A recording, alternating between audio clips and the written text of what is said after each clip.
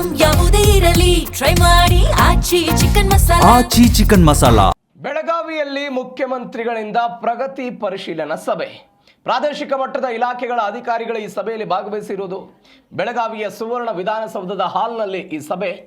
ಬೆಳಗಾವಿಯ ಸುವರ್ಣ ವಿಧಾನಸೌಧದಲ್ಲಿ ಇನ್ನೊಂದು ಸಭೆ ಆಯಿತು. ಕಂದಾಯ ಸಚಿವರಾಗಿರುವಂತಹ ಡಾಕ್ಟರ್ ಜಿ ಪರಮೇಶ್ವರ್, ಶಾಸಕಿ ಲಕ್ಷ್ಮೀ ಹೆಬ್ಬಾಳ್ಕರ್, ಅನೇಕ ಜನ ನಾಯಕರೆಲ್ಲ ಭಾಗವಹಿಸಿದ್ರು.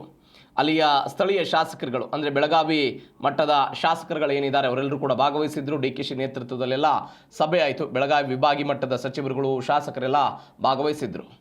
ನೀವು ದೃಶ್ಯದಲ್ಲಿ ನೀವು ಅದನ್ನು ಗಮನಿಸ್ತಾ ಇದ್ದೀರಿ. ಹಾವೇರಿ, ಅದಾದ ನಂತರ ಗದಗ್, ಬಾಗಲಕೋಟೆ, ಬೆಳಗಾವಿ ಜಿಲ್ಲೆಯ ಶಾಸಕರುಗಳು ಮತ್ತು ಹಿರಿಯ ಅಧಿಕಾರಿಗಳೆಲ್ಲರೂ ಕೂಡ ಈ ಸಭೆಯಲ್ಲಿ ಭಾಗವಹಿಸಿದ್ರು.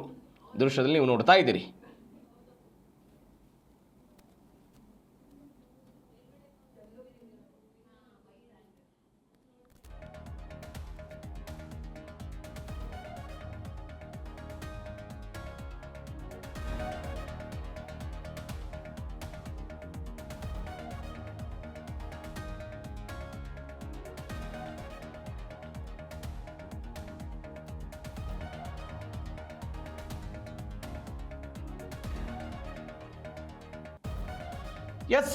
ಕಳೆದ 2 ದಿನಗಳಿಂದ ಮುಖ್ಯಮಂತ್ರಿ DK ಶಿವಕುಮಾರ್ ಕಲಬುರಗಿ ಜಿಲ್ಲಾ ಪ್ರವಾಸದಲ್ಲಿದ್ದರು.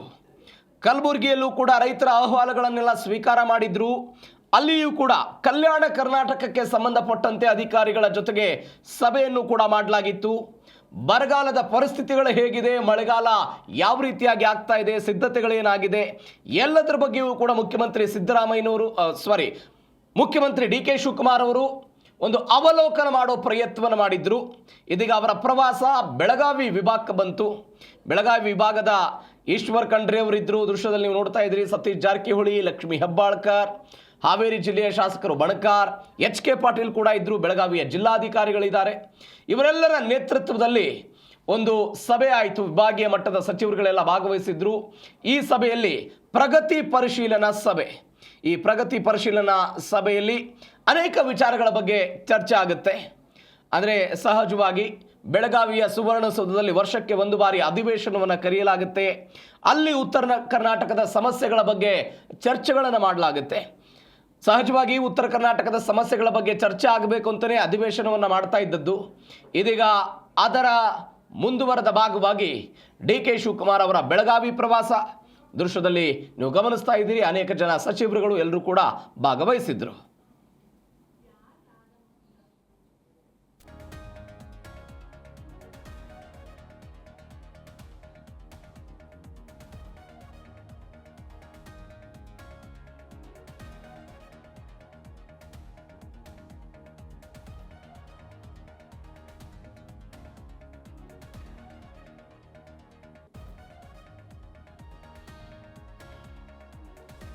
ರಾಜ್ಯದ ಪ್ರವಾಸ ಮಾಡ್ತಿದ್ದಾರೆ.